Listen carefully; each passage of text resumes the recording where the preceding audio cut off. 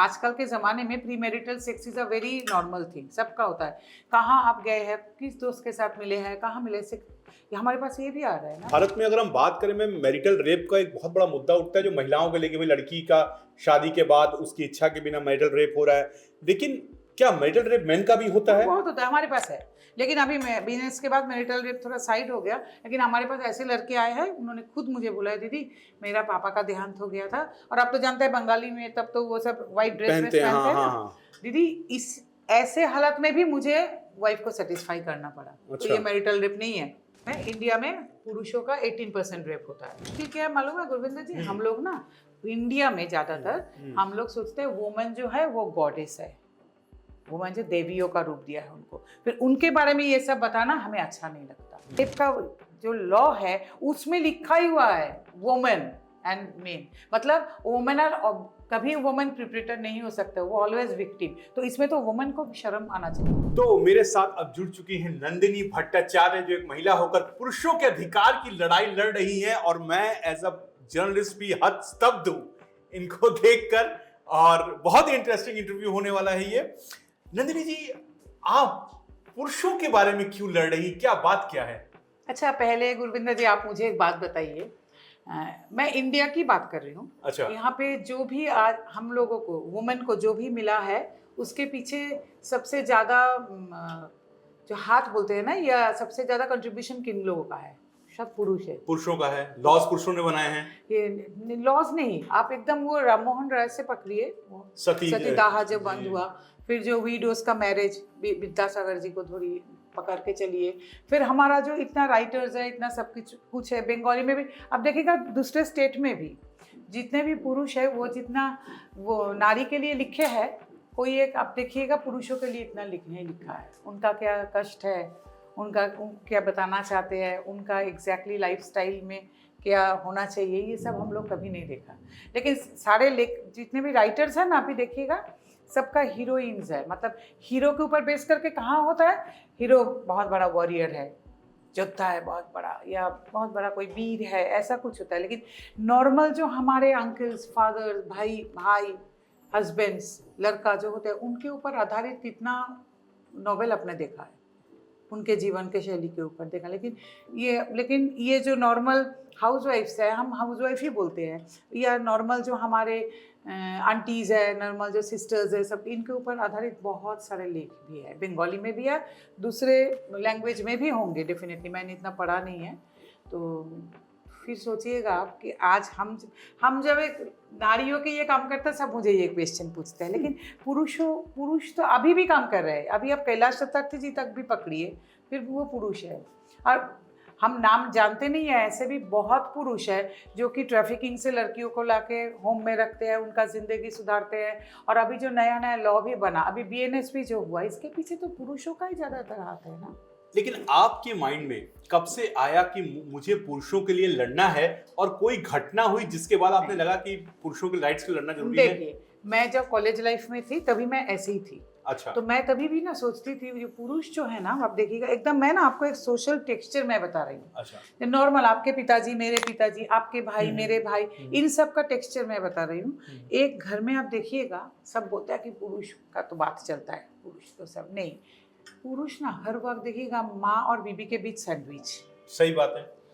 आपने शादी किया, शादी से पहले ना सब पुरुषों का ऐसा होता है कि अभी बीबी आएगा, माँ के साथ पटेगा, ये एकदम बंगाली बोल के नहीं, जितने भी I think it's internationally also. Actually वो लोग ज़्यादा साथ में रहते नहीं है, वो अलग बात है। लेकिन हमारे यहाँ पे भी जितने भी है, देखिएगा कि आपके बिरादरी में, हमारे यहाँ पे जितने भी है, गुजरातीज है, राजस्थानीज है, साउथ इंडियंस है, लड़का को शादी होगा तो उसके मन में एक बार ना एक बार तो होता है, अगर माँ के साथ नहीं पटेगा, माँ को पसंद आएगा तो बीबी, ऐसा होता है।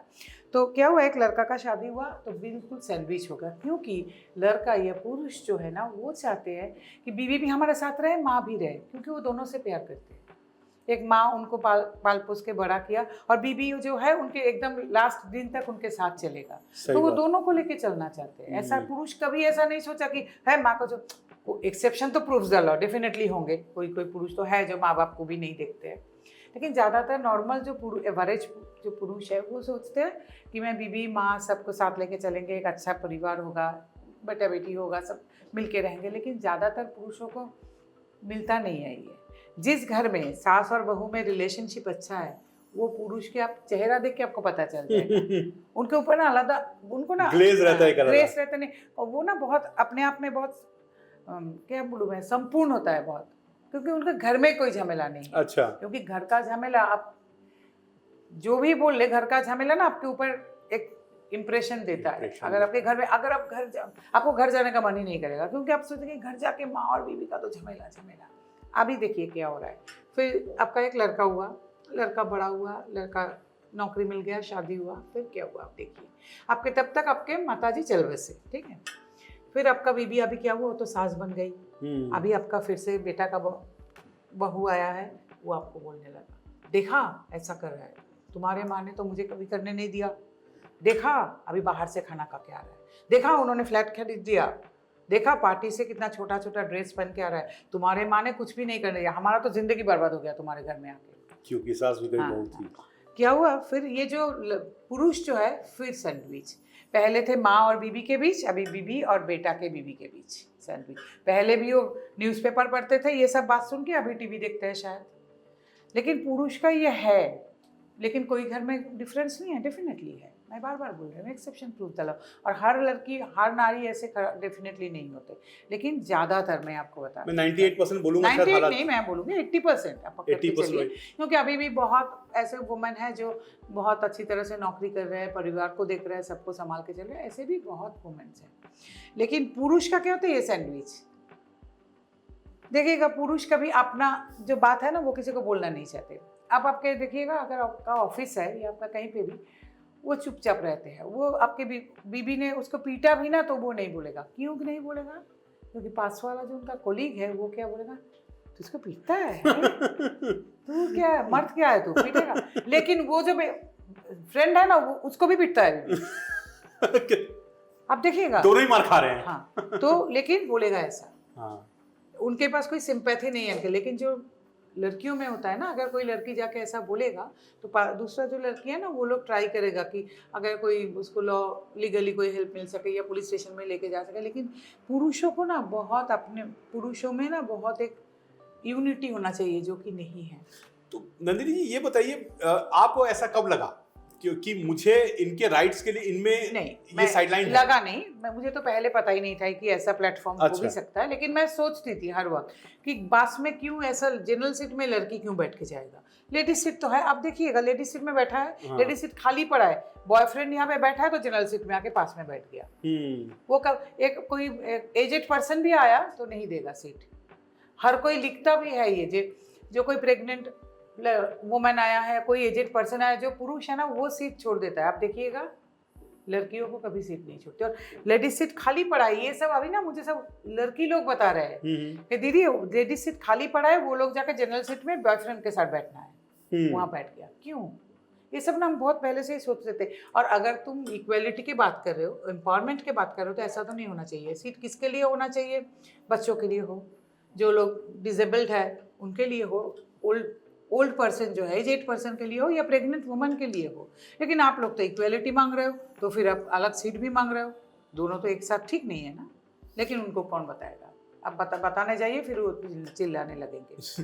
ये जो राइट टू इक्वेलिटी की बात होती है, मैं खुद पुरुष हूँ, डाउट नहीं इस पर।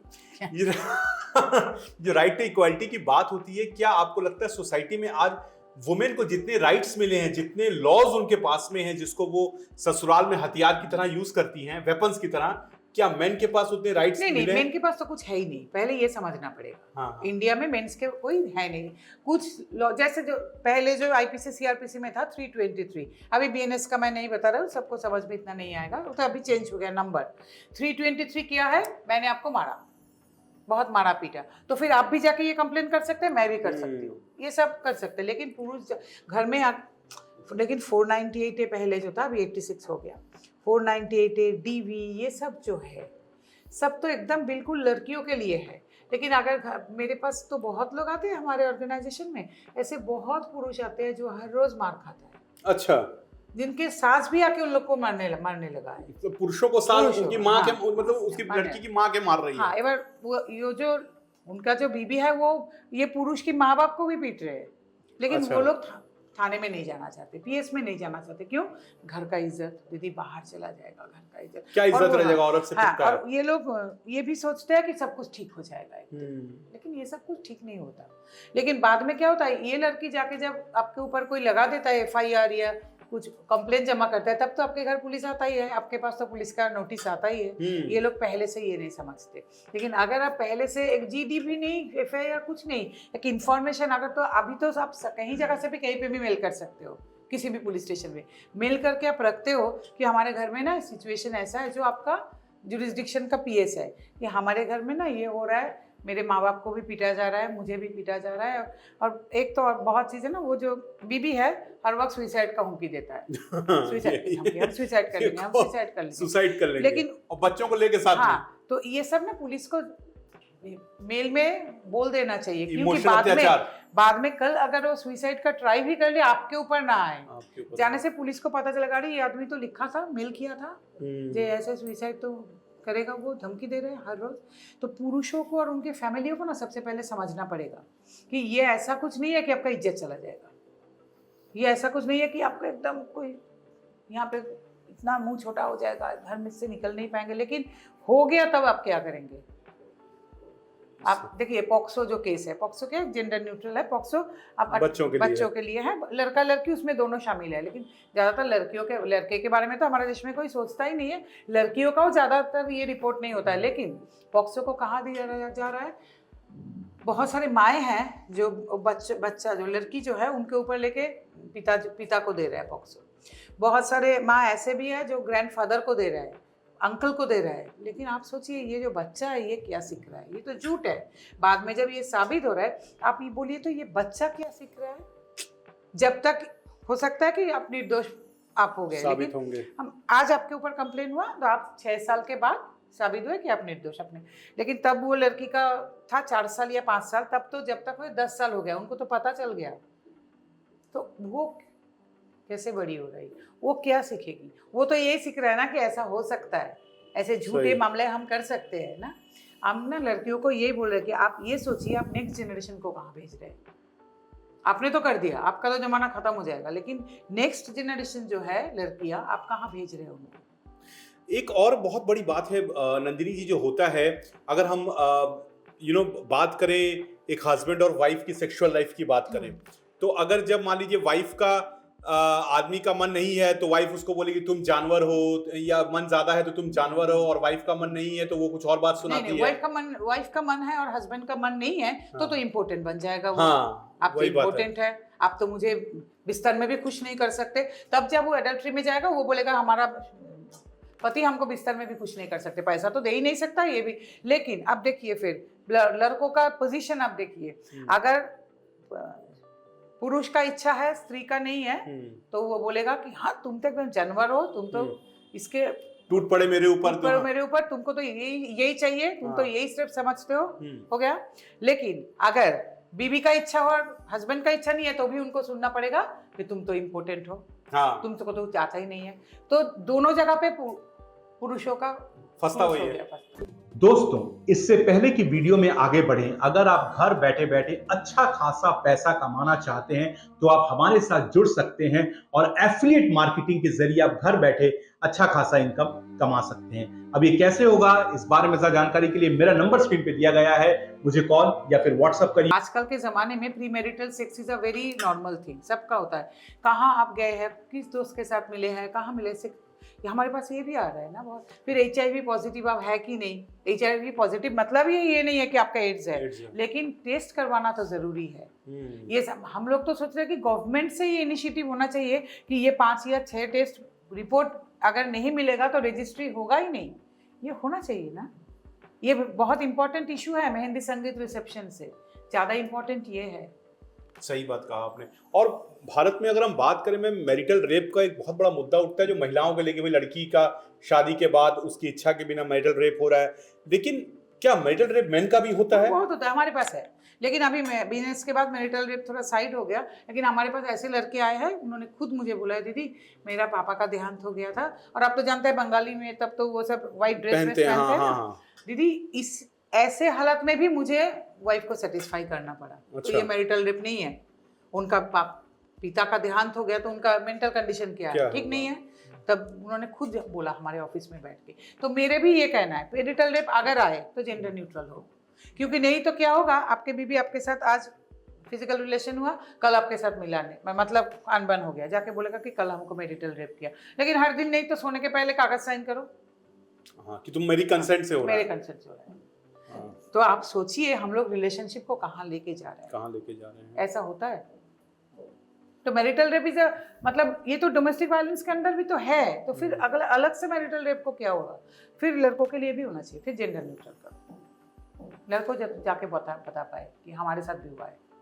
तो ऐसे केसेस भी आते हैं आपके पास जहां ये लड़का खुद बोलता है कि मेरा मैरिटल रेप हो रहा है पर मैं बाहर किसी को बता नहीं पा रहा हूँ। हाँ, वो तो बहुत है, लड़के कभी नहीं बताते, कभी नहीं बताएगा। लड़कियां जाके जब बताते हैं ना, मेरा इच्छा नहीं था, मेरे साथ ऐसा रोज हो रहा है, तो रोज अगर हो रहा है तो तुम्हारी इच्छा नहीं था, तुम चले जाओ। हाँ। तुम रह क्यों रहे? नहीं, मैं बार बार ये बोल रही हूँ, सब लड़कियां नहीं, बहुत सारी लड़कियां ऐसे हैं जिनके लिए आप पति है लेकिन आप ठीक नहीं आए, आपको मैं पसंद नहीं करता लेकिन आपका पैसा को पसंद करती हूँ, पैसा को बहुत मैं पसंद करती हूँ। लेकिन अगर मैं आपको पसंद नहीं करती, अगर आपके साथ मेरा मिलजुल नहीं हो रहा, तो आपके पैसा कैसे मैं पसंद कर सकती हूँ? सही बात है। You have to show some dignity. I think you are an empowered woman. Your life, your choice. You are talking about equality. Then you should show some dignity. ये तो डिग्निटी के बाहर हो गया। और एक चीज, हाँ तो ठीक है, बताइए, मैं बताते मैं एक और केस, मुझे यहाँ पे एक और याद आ रहा है मैम, अगर जो लोग ये हंस रहे हैं कि रेप पुरुषों का ये मजाक है, सुने, इंडिया में पुरुषों का 18% रेप होता है। हाँ सोचिए 18% रेप होता है। लेकिन ये याद रखिएगा, हर वक्त ये ऐसा नहीं है कि औरत के साथ होता है, बहुत सारे पुरुष को पुरुषों से भी रेप हो रहा है। यहाँ पे तो एक बहुत बड़ा क्वेश्चन अभी आ रहा है ना, जे अभी जो नया BNS बना है वहाँ से तो ये पुरुषों का, ट्रांसजेंडर का और जो पशु है, एनिमल्स है, उनके ऊपर से तो ये उठा ही दिया, लेकिन पुरुषों के ऊपर तो होता है। अब अच्छा, आप एक बात मुझे बताइए, आप जादवपुर की रैगिंग के बारे में जानते हैं? जी बिल्कुल बिल्कुल। वो लड़का बाई चांस 18 से थोड़ा नीचे हुआ तो पॉक्सो हो गया, लेकिन ज्यादातर लड़का ही तो 18 से ऊपर होता है। तो उनके साथ अगर ये सब होगा, वहां पे तो होता है ये सब, तो आप किस धारा में इसको लाओगे? आप तो कोई रखा नहीं, आपने तो कोई रखा नहीं धारा जिसके अंदर ये हो सकता है। इन एवरी हॉस्टल यहाँ ये सब होता रहता है। और अगर आपको याद हो दोस्तों कि जो रेप है, वो रेप वुमेन मेन का ये बहुत अजीब इशू नहीं, क्योंकि मैम जलंधर में आपको याद होगा कि कुछ साल भर से पहले की बात है, 4 महिलाओं ने एक पुरुष को किडनैप किया था और उसको रेप करके उसको छोड़ दिया था। लेकिन मुश्किल क्या है मालूम है गुरविंदर जी, हम लोग ना इंडिया में ज्यादातर हम लोग सोचते हैं वुमेन जो है वो गॉडेस है, वुमेन जो देवियों का रूप दिया है उनको, फिर उनके बारे में ये सब बताना हमें अच्छा नहीं लगता। इसलिए जो पतिया है वो भी आके बोलने में शर्माते हैं, बाहर जाके बोलना। लेकिन आप एक काम, आप अपने ऑफिस के बाहर जाइए, एक लड़की, आपके ऑफिस में तो लड़कियां भी काम करते हैं, उनको भी लेके जाइए, देखिए वो चिल्लाएंगे कि है इन्होंने मुझे टच किया। क्या होता है? आप बताइए जाके कि इन्होंने मुझे टच किया, देखिए क्या होता है। दोनों तरफ आपके ऊपर मार पड़ेंगे, किसी भी हालत में आपके ऊपर मार पड़ेंगे। बिल्कुल सही बात है। अच्छा, आप मुझे एक बात बताइए तो गुरविंदर जी, कभी कहीं पे भी ये नहीं हुआ किसी लड़की ने किसी लड़के को छुआ है? मतलब मॉडेस्टी जो है लड़के का। अरे मैं आज ही सुबह देखा था ट्रेन में, एक लड़का बैठा है, लड़की छेड़ के चली गई उसको, वहीं अगर लड़का छेड़ता। नहीं, हमारे यहाँ पे तो मॉडेस्टी में भी सेम है ना। हाँ। कि आप जो मॉडेस्टी है ये सब लड़कियों का ही होता है, उनके लिए केस है, लेकिन लड़कों के लिए तो है नहीं। तो मुझे ये जानने की बहुत इच्छा है कि कभी इंडिया में कहीं पे भी किसी लड़की, किसी वुमन, किसी आदमी को गलत तरीके से छुआ नहीं आज तक? तो लड़के जाएंगे कहाँ? कुछ तो है नहीं। और रेप भी तो सेम है। हाँ। हमारे जो रेप का जो लॉ है उसमें लिखा ही हुआ है वुमेन एंड मेन, मतलब वुमेन कभी वुमेन प्रिपरेटर नहीं हो सकता, वो ऑलवेज विक्टिम। तो इसमें तो वुमेन को शर्म आना चाहिए, क्योंकि they are empowered, they are my life my choice, they are roaming like any dresses on anything. लेकिन अभी तक वो विक्टिम्स ही है, उनको कोई प्रिपरेटर समझता ही नहीं है। क्या इससे जो, जैसे आपने कहा कि पुरुष बाहर नहीं आ सकते हैं, झिझक है, बिकॉज समाज ही वैसा है कि पुरुष प्रधान। और एक बात पुरुषों हाँ। में होता है कि हमारे पास तो कोई सुनेगा ही नहीं, हंसेगा। कहाँ जाएंगे, हमारे पास तो कोई लॉ नहीं है, हम हंसी के पात्र बन जाएंगे। क्योंकि मैं आपको जस्ट एक छोटी सी इंसिडेंट बताऊं मैम, कि जो मैं जलंधर रेप की चर्चा कर रहा था, वहां पे जब ये खबर बाहर आई कि 4 लड़कियों ने एक लड़के का रेप किया है, सब हंसेगा। तो हंसे और बोले कि हमको मौका चाहिए। नहीं, यस, ज्यादा हंसेगा, ज्यादा बोलेगा पुरुष लोग, यार तू कितना लाकी है, हाँ, हम लोग को ये नहीं मिला। हाँ, तो ये हमारा जब तक ये रहेगा हमारा आउटलुक, तब तक कुछ नहीं होगा। हमको क्यों नहीं मौका मिला, और काश हम वहां होते। ये है पुरुषों का मेंटालिटी ज्यादातर। तो कैसे कुछ बनेगा बोलिए तो। और वो जो, अगर ये बात बिल्कुल मैम सही बोले, और मैम जो वो होता है जो मेल सेक्स वर्कर्स का जो रिक्वायरमेंट होता है, फीमेल क्या उसका ये लेती नहीं है, सर्विस देती है? इंडिया में कितना है मालूम है आपको? ये किसी को मालूम है? 10,000 के ऊपर है male sex workers. Yes, gigolo जिसको हम बोलते हैं। कुछ दिन पहले ऐसा एक कॉन्फ्रेंस हुआ था, सारे इंडिया से सब आए थे वैसे जिगोलोज। Very smart. आप मतलब ये तो एक प्रोफेशन है, लेकिन मेरे बोलने के मतलब ये है, तो इस प्रोफेशन से हो सकता है उनको कोई पुरुष भी ले रहे हैं, लेकिन नारी वुमेन जो है वो तो ले रहे हैं। हिंदी सिनेमा भी आया था इसके ऊपर, सिनेमा भी आया। हाँ, तो नारियों को भी तो इसका, मैं ना बहुत क्लियर बोलना चाहती हूँ, ये जो सेक्सुअल आर्ट या फिजिकल आर्ट है, ये बहुत नॉर्मल है। इसमें इतना लुका छुपाने की, इसमें इतना गुपचुप जाके बात करने की कुछ नहीं। हम लोग खाना खाते हैं, घूमने जाते हैं, सोने जाते हैं, बाथरूम जाते हैं, ये भी ऐसा ही एक है। लेकिन फिर लड़कियां अगर जिगोलो बुला रही है, इसमें कोई दोष की बात नहीं है। लेकिन मेरा कहना ये है, तो तुम लोग क्यों ये बताते हो? नहीं, लड़कियां ना ऐसे चलते, हमारा कोई सेक्सुअल आर्ट नहीं है, लड़के हमसे ऐसा करते हैं तो हम लोग करते हैं। This is not right. Sexual art होना कोई गलत बात नहीं है। But I read somewhere, I want you to check that क्या women have more, मतलब महिलाओं का जो सेक्सुअल अर्ज होता है वो मेन से ज्यादा होता है, क्या ये बात सही है? ये तो हम बता नहीं पाएंगे, लेकिन लड़कों का क्या होता है, लड़कों ना ज्यादा बहुत जल्दी ना एक्सप्रेसिव हो जाते हैं। और पोर्नोग्राफी भी तो दुनिया में दिखा जा रहा है, महिलाएं ज्यादा देख रही है, तो इसमें कोई प्रॉब्लम नहीं है। लेकिन मेरा बात ये है कि आप लोग प्लीज एडमिट कीजिए। Why you are not admitting? True, very true. इसमें क्या हुआ? आप नहीं, वो लोग ना दोनों टाइप का इमेज रखना चाहते हैं, एक वो सती सावित्री देवी वाला, और फिर उनको ये भी चाहिए। दिस इज नॉट डन यार, दिस इज नॉट डन। क्या ऐसे ये भी होता है कि मैम ये जो इतना स्टिग्मा है, इससे आपके पास जो पुरुष आते हैं वो कभी बोलते हैं कि हमें सुसाइड करने की भी इच्छा करते हैं? बहुत ज्यादा। वो दरवाजे से घुस है, दीदी हमको सुसाइड करना है, तो उसको ना तब लाइट करना पड़ता है। तो मैं पूछती हूँ, तो आपने तरीका ठीक किया, किस तरीके से आप करेंगे सुसाइड? ऐसे करके करके फिर ना वो थोड़ा सा स्टेबल होता है, फिर बोलता है दीदी नहीं सुसाइड नहीं करेंगे, हम लड़ेंगे। और हम ठीक है, अभी पोस्टपोन हो गया सुसाइड, फिर से अगर इच्छा होगा तो यहाँ आ जाइएगा, शुरू से शुरू करेंगे। लेकिन बहुत सारे मैं आपके यहाँ पे आए, वहाँ बैठे हुए थे ना, एक आदमी ने मुझे लिखा, दीदी थोड़ा बात करना चाहते हैं, मुझे लगता है मैं सुसाइड करूँगी। My God. और ऐसे भी इंडिया में तो 6 टाइम ज़्यादा है पुरुषों का सुसाइड का रेट, बहुत जगह पे ज़्यादा है मतलब। लेकिन महिलाओं का रेट जहाँ पे ज़्यादा होता है, हाँ, डाउरीज पे। लेकिन आप मुझे एक बात बताइए, तो according to Indian law, dowry जो आप दे रहे हैं और जो ले रहे हैं, दोनों ही जिम्मेवार हैं। जमींदार नहीं, दोनों यू आर अंडर लॉ। हाँ। तो फिर डाउरी देने के लिए किस किस बाप को हम लोगों ने अभी तक पकड़ा है? और कौन कौन लड़कियां बहुत ज्यादा बोले कि पापा मुझे ये नहीं चाहिए, आप मत दीजिए, डाउरी मत दीजिए, मैं शादी नहीं करूंगी। बहुत कम।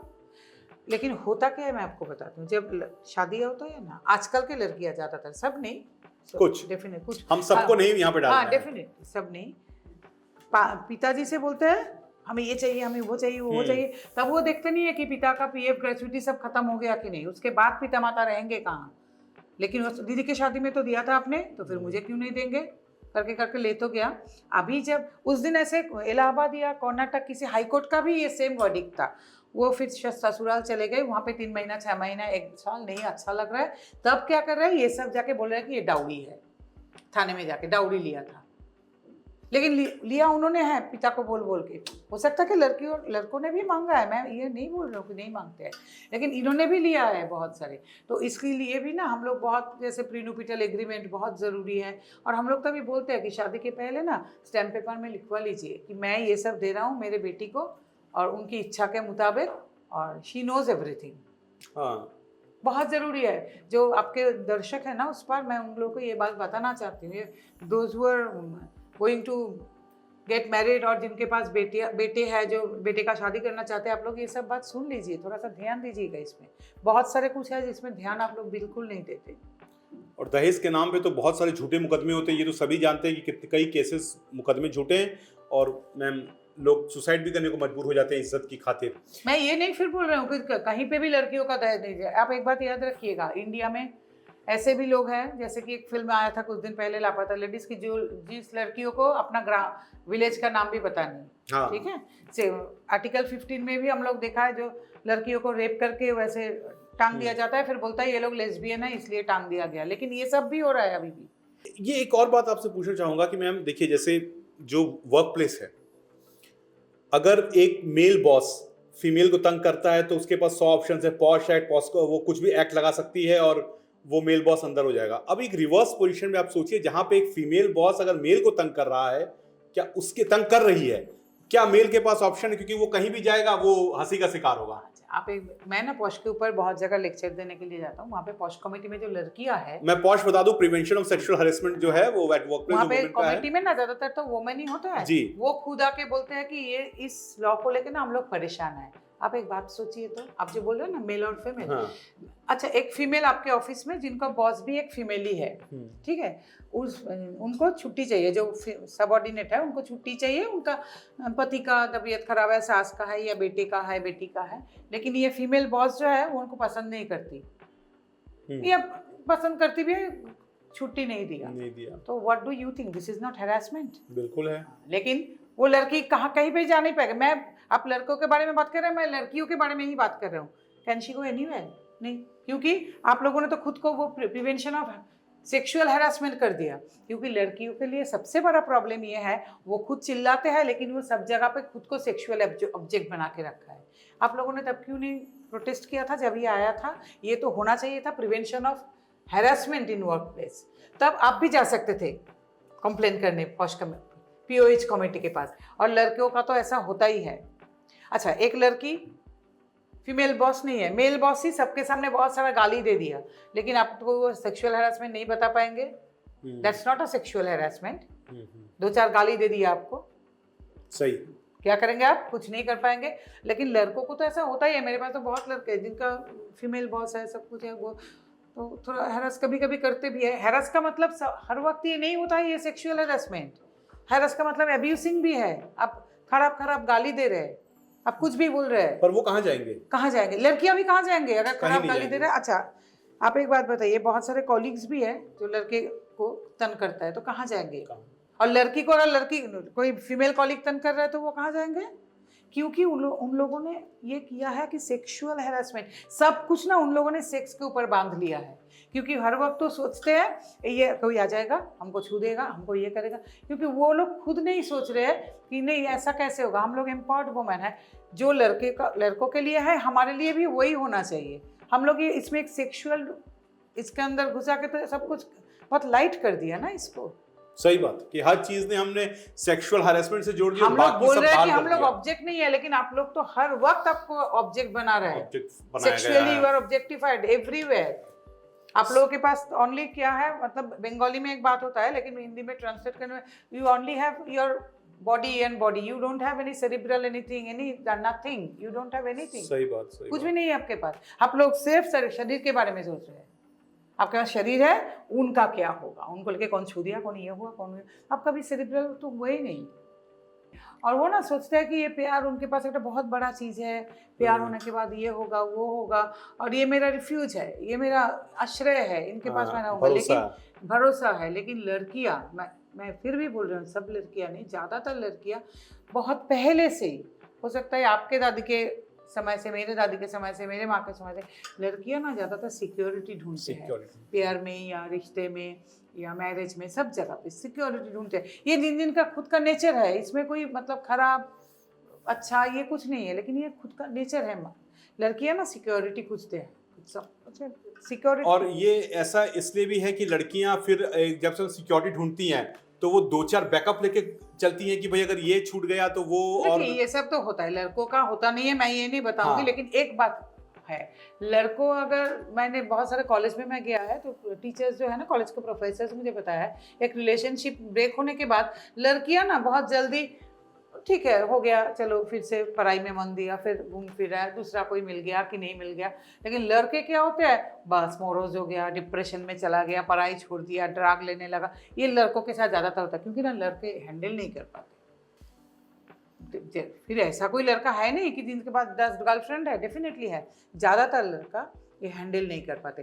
वो सब आजकल तो मैं देखता हूँ ये जनरेशन हर वक्त डिप्रेशन में जा रहा है। मतलब वो वेडिंग डेस्टिनेशन के लाइक एक डेस्टिनेशन है, हम लोग डिप्रेशन में जा रहे हैं। What is this? और ये भी है कि जब वो हैंडल नहीं कर पाते फिर शायद जाके तभी उसको गोली मारते हैं और खुद भी मर जाते हैं। ये केसेस हम आजकल आम हो देखते सकता है, नहीं तो ड्रग ले लेता है, नहीं तो कुछ भी कर लेता है, पढ़ाई छोड़ देता है। अरे तुम पढ़ाई करने के लिए गए हो, तुम अफेयर करने के लिए गए हो क्या? बाप माँ ने भेजा है वहाँ पे पैसा देके, हो सकता है वो पैसा भी बहुत उन्होंने कष्ट करके जुगाड़ किया है। तो और फिर मैं ऐसे भी कई केसेस देखी जहाँ वो जैसी दोस्ती होती गर्लफ्रेंड के साथ तो वो बच्चों का नाम तक सोच लेते हैं। हाँ। इतने आगे तक वो बढ़ जाते हैं। यही प्रॉब्लम है, यही प्रॉब्लम है। एक पे रिलेशनशिप मतलब इतना सोचने की, ठीक है रिलेशनशिप है, उनको एंजॉय करो जब तक है। आज के दिन में ना ऐसा कोई रिलेशनशिप कम होता है। फिर भी आज भी ऐसा रिलेशन है जो कॉलेज से हुआ रिलेशन, फिर शादी किया, फिर है। लेकिन इतना सोचना नहीं चाहिए पहले से ही। अगर रिलेशन है तो उनको एंजॉय करो, उनके साथ रहो। लेकिन वो चला गया मतलब तुम्हारा दुनिया खत्म नहीं हो गया। हमारे पास भी बहुत लड़के हैं ना, बीबी चला गया बच्चे को लेकर दुनिया खत्म, और कुछ नहीं है जिंदगी में, और कोई नहीं है। तो माँ बाप को भी नहीं सोचते, वो सुइसाइड करने जा रहा है। तो मैंने एक दिन पूछा आपका कितना उम्र है? बोला 35। अल्लाह तो फिर आपका शादी कितने दिन हुआ? बोला 3 साल। अल्लाह फिर 32 साल तक आप माँ बाप के साथ रहे, अभी आपका 35 साल का उम्र है। इन दोनों ने, बुढ़ा बुढ़ी ने आपको बड़ा किया, सब कुछ किया, तो एक 3 साल आने वाला औरत के लिए आप सबको छोड़ के जाना चाहते हैं? सही बात किसको है। क्या होगा? कुछ भी नहीं होगा। कोई आपके लिए ऐसे कुछ मेमोरियल भी नहीं बनाएंगे। आपके बीबी आपके पैसा वैसा जो है, या आपको नौकरी भी मिल सकती है उनको, फिर चले जाएंगे, हो सकता है दूसरे घर बसाएंगे, सबका सब कुछ ठीक रहेगा। आपके फ्रेंड भी 2-3 दिन बोलेंगे आपके बारे में, ऑफिस में आपके चेयर में कोई और बैठेगा। जो जिनका जिंदगी बर्बाद हो जाएगा वो आपका बाप माँ है। जब तक वो जिंदा है वो सोचेंगे कि मेरा एकदम जवान लड़का सुइसाइड कर लिया। कभी ये सोचिए, आप लोगों को सोचना पड़ेगा ये। और आपको लगता है कि इस मामले में girls are more practical than men? Definitely, वो तो बहुत, इसलिए देखिए गर्ल्स का शादी का उम्र 18, बेटे का क्यों 21? गर्ल्स जल्दी मैच्योर हो जाती हैं। ऑलवेज मोर प्रैक्टिकल, ऑलवेज थे, हर वक्त थे। आज बोल के नहीं, हर वक्त थे। चलते चलते मैम आप क्या कहना चाहेंगी वुमेन को और मेन को कि कैसे रहें और किस तरीके का सोसाइटी क्रिएट हो? नहीं, कैसे रहे तो हम बता नहीं सकते, हम किसी का लोकल गार्जियन तो है नहीं। लेकिन मैं ये बताना चाहूंगी कि ये कोई रायट नहीं है नारी और पुरुष के बीच। सबको सबसे पहले ये सोचना पड़ेगा, मैं पुरुषों के लिए काम करती हूँ और कोई नारी के लिए काम करते, इसका मतलब ये नहीं हम दोनों एनिमी हैं। कि रील्स में जो कपड़े इस तरह खोले जाते हैं और नेकेडनेस जिस तरह की होती है, कितना रील्स गलत है। आप लोग जो बनाता है उसको आपको देख के इंस्पायर हो के आपका जो मौसी जी है वो भी बनाने लगे हैं अभी। आप सोच रहे हैं ना तो क्या हो रहा है? ये रील्स जो आप बनाते हैं, आपको लगता नहीं है फिर आपको घर के बाहर जो निकलेंगे, आपका मोहल्ले में आपको क्या सम्मान देगा लोग? मुझे ना ये बहुत जानने की इच्छा है। आप लोग ये नहीं सोचते आपके मोहल्ले में कोई और नहीं रहता, आपके अपार्टमेंट पे शायद और कोई नहीं रहता, आपके घर में तो वो तो सब दिखाई दे रहा है कि आप क्या कर रहे हैं, तो फिर आप किसके साथ फिर बात कैसे करते हैं? और एक बहुत ज़्यादा आजकल मैं एक और चलन देख रहा हूँ कि मैं होप करता हूँ कि सब हमारा इस बात को सुन रहे हैं कि मैम आजकल लोग क्या करते हैं कि अपने जो प्राइवेट मोमेंट्स का वीडियो है वो भी आउट कर देते हैं। ये आपने देखा, काफ़ी, मैं नाम नहीं लूँगा, कुल्हड़ पिज़्ज़ा वाले हैं, उनका पंजाब का वीडियो भी आउट हुआ था, फिर और भी हैं सेलिब्रिटी। तो यहाँ पे भी तो गलती है। ये हमारा जो ये अभी हुआ है ना, सब कुछ सबको दिखाने का शो ऑफ, ये बहुत खराब चीज़ है। हम लोग देख रहे हैं किसी का शादी हो रहा है, इतना पैसा खर्चा करके, फिर हम लोग को क्या लग रहा है हमारा भी क्यों नहीं होगा? ऐसे सब कुछ रहे ना, हम लोग सब कुछ इतना खुला कर दे रहे हैं ना, ये मुश्किल हो रहा है। पहले भी फिल्म स्टार थे, सुपरस्टार थे, प्लेयर्स थे, म्यूजिशियंस थे, लेकिन उनका ना एक्सपोजर ऐसा नहीं था। आज क्या है, सब कुछ खुला हुआ है, ये ठीक नहीं है। चलिए खैर, thanks ma'am for coming. Nandini ji, इतना टाइम आपने दिया और ये सब बताया, मुझे उम्मीद है कि लोगों को बहुत कुछ जानने हाँ, अगर कोई हमारे साथ कांटेक्ट करना चाहते हैं, मैं नंबर स्क्रीन पे देता हूँ आपका, मैं आपको दे दूंगी। जैसे आपने ये कब से शुरू किया था ma'am all Bengal men's forum? ये कब से? ऑल बंगाल मेंस फोरम हम लोगों ने स्टार्ट किया 2018, तो तब उसके बाद हमारा तो रजिस्टर्ड भी है गवर्नमेंट में, रजिस्ट्रेशन उसके बाद मिला।